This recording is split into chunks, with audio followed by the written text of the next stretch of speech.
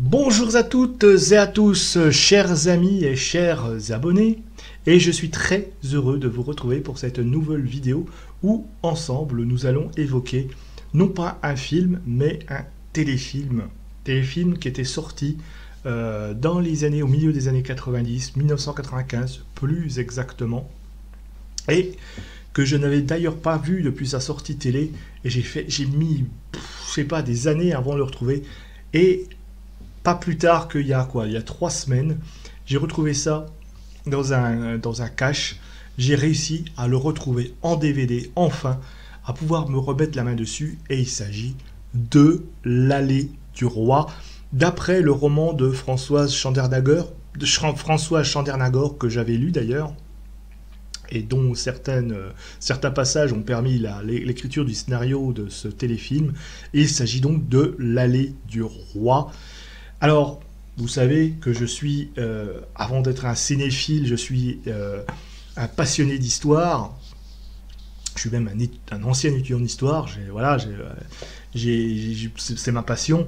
Et voilà, j'aime beaucoup dans le cinéma retrouver, en particulier les époques que j'ai étudiées, et vous les voir comme ça, mises en scène sur l'écran. Et même à la télévision, je trouvais, même à l'époque, je l'avais vu à l'époque dans ma chambre d'étudiant, et franchement, j'avais été vraiment séduit par ce téléfilm. Et encore aujourd'hui, plus de 30 ans après, on va dire, eh bien, ça me fascine toujours autant. Alors, c'est réalisé par Nina Campagnès, et avec un casting assez impressionnant.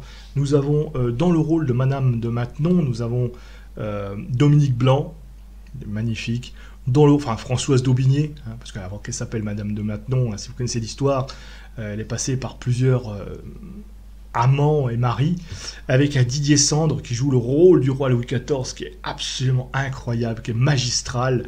Mais aussi, citons un peu les autres, nous avons Annie Sinigalia qui joue Ninon de l'Enclos, nous avons Valentine Varela qui joue l'intrigante Madame de Montespan, magnifique dans ce rôle un petit peu de femme jalouse, un peu possessive, et qui fait tout, là, la rivale de la Maintenon, qui fait exprès de la rabaisser parce que elle n'a pas cette... voilà. Mais franchement, tout le casting est magnifique. Nous avions Christian Brindel dans le rôle de Muliosins. Nous avons Bonne de Die, Raphaël Goupillot dans le rôle de Bonne de Die, ou je sais plus, bref.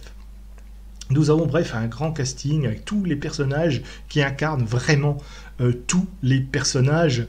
Ah oui, le poète Scarron, fameux poète Scarron qui était connu pour sa verve, un peu le poète qui était un peu, je sais pas, pas paraplégique, mais qui était malade, quoi, qui pouvait qui pouvait pas marcher, un peu qu'on le disait cul-de-jatte, avec Michel Duchossois dans ce rôle où il l'incarne mais à la perfection. Nous avons Geneviève Minge dans le rôle de Madame Nedeville, bref, etc. Agathe de la Boulet, Antoine, et oui, pour ceux qui ont grandi avec les trois frères, sachez qu'il y a Antoine Dumerle, vous savez, le petit Michael dans les trois frères, eh bien il est là et il joue le petit duc de Maine, et oui, il est dans ce truc, il joue le petit duc de Maine à l'époque, pareil, il avait 5 ans, etc., l'âge qu'avait le duc du Maine, élevé par Madame de Maintenon, eh bien il joue dedans. Nous avons suivi Samuel Labarthe, etc., dans le rôle de Villarceau. Bref, un très grand casting pour ce que je qualifierais, même si c'est un téléfilm, d'un grand film historique, et qui nous montre un peu comme ça toute l'histoire. Alors le DVD, enfin c'est en 2 épisodes, hein.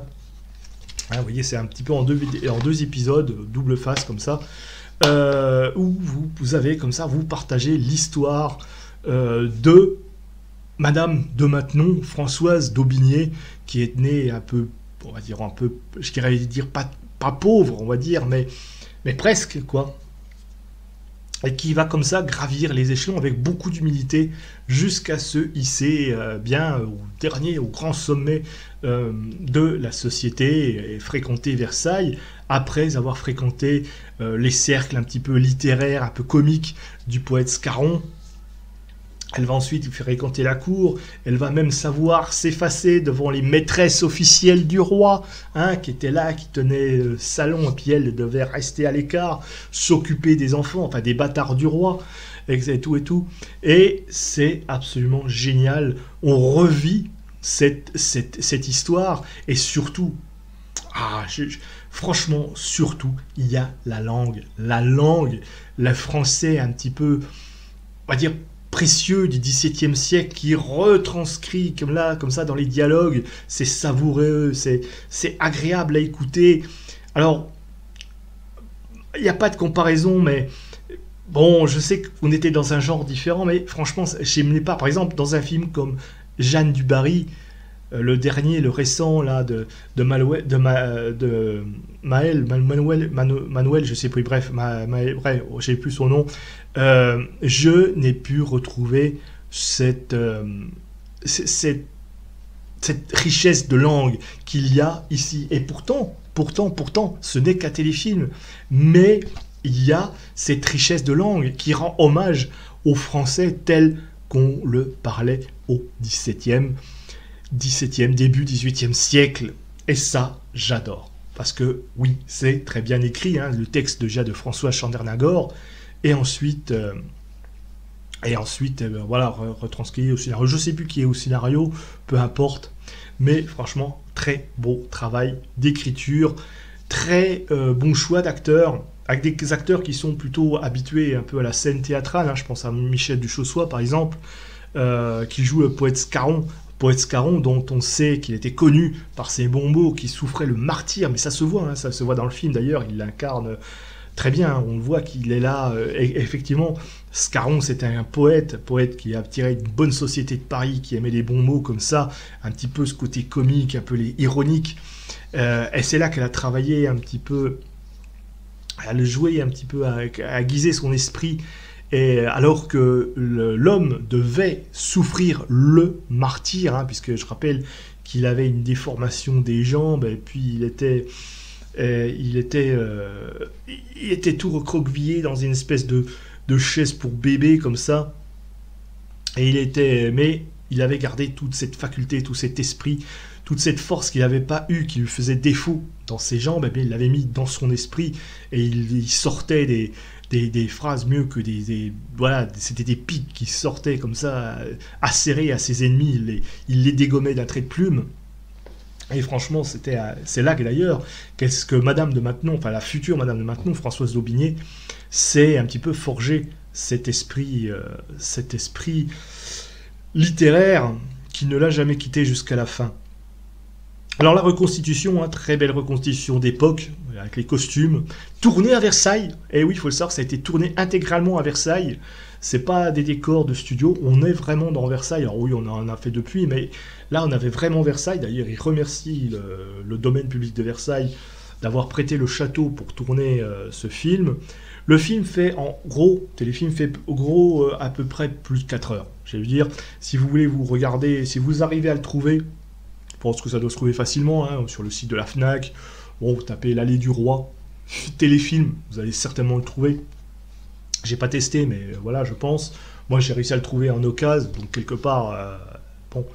Eh bien, pendant plus de 4 heures, vous allez être immergé dans cette époque, avec les décors, les costumes, etc. Alors, il y a beaucoup de lacunes historiques, quelques-unes quand même, malgré tout.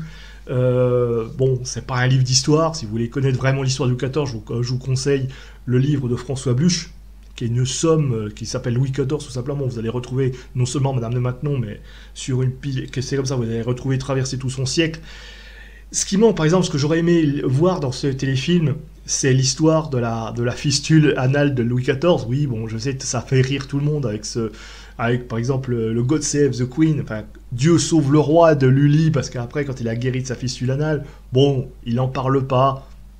Voilà, ou alors on évoque la guerre, on voit pas de combat par exemple, on l'évoque la guerre, et c'est vrai qu'il n'y a pas de représentation véritablement de combat. Mais bon, en même temps, c'est pas le but du film, hein, c'est pas le but du film de montrer des batailles. On est là pour entrer et pénétrer la vie de Madame de Maintenon au milieu de la cour et voir toutes ces intrigues un peu. Ça, c'est très bien fait d'ailleurs, de voir un peu comment pouvaient agir toutes ces intrigantes, ces demoiselles, ces marquises un peu qui trompaient allègrement leur mari, hein, mais en même temps, c'était des vieux cons, il faut dire la vérité. Et puis, tant qu'à faire, si elle pouvait se taper le roi, ben, c'était encore mieux. Hein, Madame de Montespan qui a fait... voilà. Mais le roi les a tous aimés. Hein. Louis XIV les aimait tous. Voilà, il faisait son travail de roi avec sa reine, il lui a donné des enfants, et puis il avait à côté, ben, il avait ses épouses illégitimes, on va dire. Mais il a toujours aimé, il les considère d'ailleurs les bâtards du roi, parce qu'il avait une foule de bâtards, dont je pense le petit duc du Maine, eh bien ils étaient légitimés, c'est-à-dire qu'ils avaient voix, une rente, un titre, des terres, et peut-être même pouvoir accéder au trône, le cas échéant, au cas où, mais ils étaient reconnus, et il les a aimés autant que ses fils officiels, on va dire. Donc ce point de vue-là, c'est un film qui est assez fidèle un petit peu à la réalité historique. Et puis les textes, les dialogues qui sont extraits un petit peu de ce que disait véritablement, de ce qu'a dit Louis XIV, de ce qu'a dit Madame de Maintenon, de ce que faisait Scarron, etc. Par exemple, je pense à la fin, dans le deuxième DVD, c'est-à-dire à la fin du téléfilm, au moment où Louis XIV va mourir, et puis qui reçoit le petit duc de Berry, futur Louis XV, qui n'a que 5 ans, et quand il lui dit vous allez être un grand roi, ne m'imitez pas, etc., c'est exactement ce qu'a dit Louis XIV sur son lit de mort, peut-être enjolivé par le chroniqueur aussi, hein, peut-être aussi. Alors, bon, faut pas... Mais c'est vraiment les paroles du roi, ce qu'il dit à Madame Maintenon, ce qu'il dit... voilà, c'est très beau, c'est touchant, c'est émouvant. Et on est je dirais vous dire que vers la fin, quand on suit tout le film, et puis qu'on arrive vers la fin avec la mort du roi, enfin l'agonie du roi, puisque vous savez que Louis XIV est mort d'une gangrène mal soignée, ou pas, enfin bon, la médecine, hein, au temps de Louis XIV, hein, qui avait fait mourir tous les fils, voilà, qui avait vidé carrément les galeries de Versailles. Et je veux dire, on est tellement touché qu'on verse une petite larme à la fin de ce que dit, c'est beau. Et puis il y a la musique de Lalande, musique de Lully, là vraiment la musique du siècle, on est plongé dans le grand siècle de Louis XIV, dans cette France, dans cette grande France, l'âge d'or de la France, oui, je le dis, Louis XIV, c'est le grand siècle, c'est le siècle... J'allais dire des Lumières, non, pas encore, c'est le siècle, c'est le XVIIIe siècle, mais c'est le siècle des pré-Lumières, c'est le siècle de l'embellissement, c'est vraiment, on est voilà, dans une telle époque et porté par des acteurs aussi prestigieux que je vous ai porté, ce grand casting, eh bien c'est agréable de retrouver ça, et franchement, et c'est dommage, je veux dire, mais dans un film comme Jeanne du Barry, je n'ai pas retrouvé ça, par exemple. Je suis désolé. Alors, je dis pas, hein, j'ai bien aimé, mais c'est non. Là, il y a quelque chose. Et pourtant, c'est qu'un téléfilm, mais il y a cette richesse. Que on ne retrouvera plus. Alors peut-être si dans Ridicule, Patrice Lecomte, qui avait fait quelque chose qui était pas mal aussi.